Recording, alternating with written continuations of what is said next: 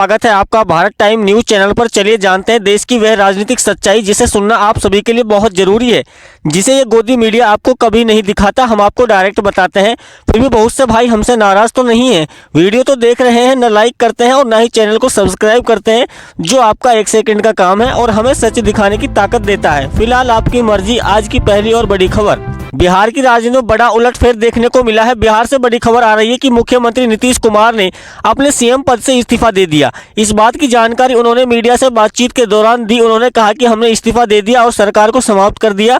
ये वीडियो जमकर social media पर तेजी से वायरल हो रहा है।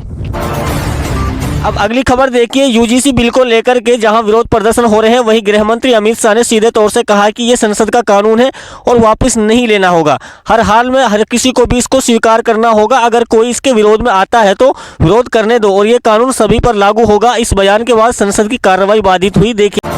देखा कि किस तरह से इस कानून के खिलाफ प्रदर्शन हो रहा। वही लोगों का कहना है कि ये जनता कहना चाहती है कि सरकार रोजगार विकास के मुद्दों से ध्यान भटकाने के लिए इस प्रकार की कानूनी प्रक्रिया में उलझा देती है और इस विरोध में मोदी तेरी कब्र खुदेगी, इस प्रकार के नारे देखने को मिले। ये कोई पहला समय नहीं है। हर बार जब कोई ना कोई कानून आता है तो इसी प्रकार से विरोध देखने को मिलता है। जब जनता इन कानूनों से नाराज है तो फिर सरकार इन कानूनों को क्यों बना देती है, जनता का ये बड़ा सवाल है। अब अगली खबर देखिए, क्या बीजेपी पार्टी के इतने बुरे दिन आ चुके हैं कि इन विरोधों के चलते विपक्ष की एक सांसद महिला राखी बिड़ला ने मोदी और शाह की संसद में बोलती बंद कर दी। यहाँ तक कि खुद प्रधानमंत्री जी को यहाँ तक बोल दिया कि तुम्हें शर्म आनी चाहिए। और इतना ही नहीं, मोदी और शाह इस महिला की बातों को चुपचाप सहन करते रहे। अब सबसे बड़ी खबर जो हम आपको बताने जा रहे हैं, सुप्रीम कोर्ट की अधिवक्ता भानु प्रताप ने कैसा खुलासा कर दिया जिससे बीजेपी पार्टी की नींव तक हिल गई है। उन्होंने कहा कि लोकसभा और विधानसभा का चुनाव दोबारा होगा और इन्होंने यहां तक कहा कि सरकार को अगर सुप्रीम कोर्ट अभी जिंदा है तो ये काम बड़ा ही आसान है और बैलेट पेपर से चुनाव होगा।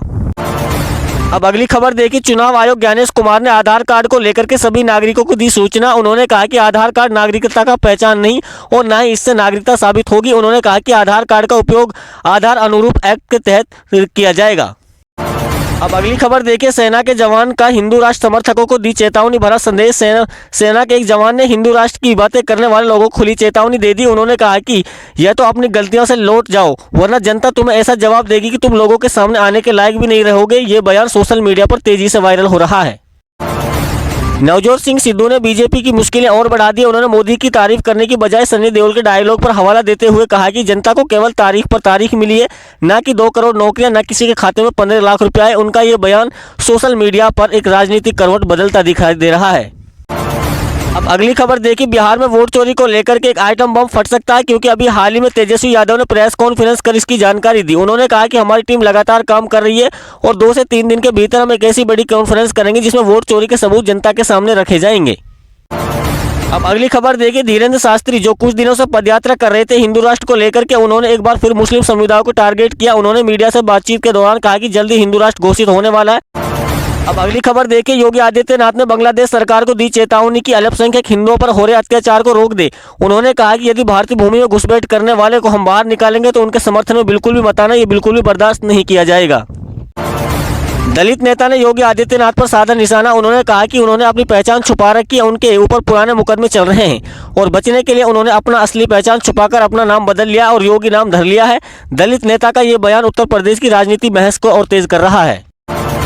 उत्तर प्रदेश के मुख्यमंत्री योगी आदित्यनाथ ने कहा कि राज्य को बदनाम करना बंद किया जाए। उन्होंने ये भी बताया कि साजिश का पर्दाफाश करने के लिए उस टीमों का गठन किया गया है। उन्होंने अपनी सफाई के कई तथ्य सार्वजनिक किए और जनता को आश्वस्त किया कि सरकार साजिश और अफवाहों के खिलाफ सख्त कदम उठाएगी। उत्तर प्रदेश से खबर है कि बीजेपी के कुछ समर्थकों ने मुख्यमंत्री योगी आदित्यनाथ और प्रधानमंत्री मोदी को चेतावनी दी। उन्होंने कहा कि जनता के साथ अत्याचार करने वालों को अब सबक सिखाने का समय आ गया। ये बयान प्रदेश की राजनीति 2027 के चुनाव को मद्देनजर देखकर की जा रही है। उत्तर प्रदेश में साधु संतों के अपमान को लेकर के जनता में गहरी नाराजगी देखने को मिल रही है। लोगों ने विरोध प्रदर्शन शुरू कर दिया है। वहीं योगी आदित्यनाथ के मुर्दाबाद के नारे लग रहे 2027 की चुनावी तैयारियों को मुश्किल में भी डाल दिया है। कई जगह माफी मांगने की बातें भी सामने आई हैं। बाबा शंकराचार्य ने योगी सरकार पर उठाए गंभीर सवाल। उत्तर प्रदेश में बाबा शंकराचार्य ने योगी सरकार के खिलाफ बड़ी टिप्पणी की। उन्होंने कहा कि यह सरकार गोहत्या को रोकने में विफल रही है और गोहत्या करने वालों से चंदा ले रही है। उनका यह बयान प्रदेश की राजनीति में हलचल पैदा कर रहा है। सुप्रीम कोर्ट के एक वरिष्ठ अधिवक्ता ने प्रधानमंत्री मोदी को दी चेतावनी। उन्होंने कहा कि वोट चोरी का रास्ता केवल ईवीएम नहीं और देशवासी इस मुद्दे पर आंदोलन करेंगे। यदि ऐसा हुआ तो बीजेपी की मुश्किलें बढ़ सकती हैं। ये बयान आगामी चुनाव की राजनीतिक समीकरण में बदल सकता है।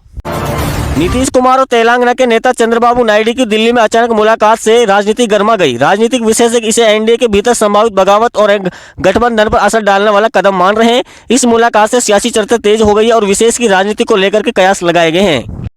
पश्चिम बंगाल से खबर है कि लोगों ने प्रधानमंत्री नरेंद्र मोदी और गृह मंत्री अमित शाह के पुतलों में आग लगाकर के विरोध प्रदर्शन किया। इस प्रदर्शन में राज्य के राजनीतिक स्थिति को नया मोड़ दिया गया। विरोध प्रदर्शन में शामिल लोगों ने कहा कि मोदी और बीजेपी के विरोध में है। इस प्रदर्शन ने जनता की नाराजगी को साफ दिखाया।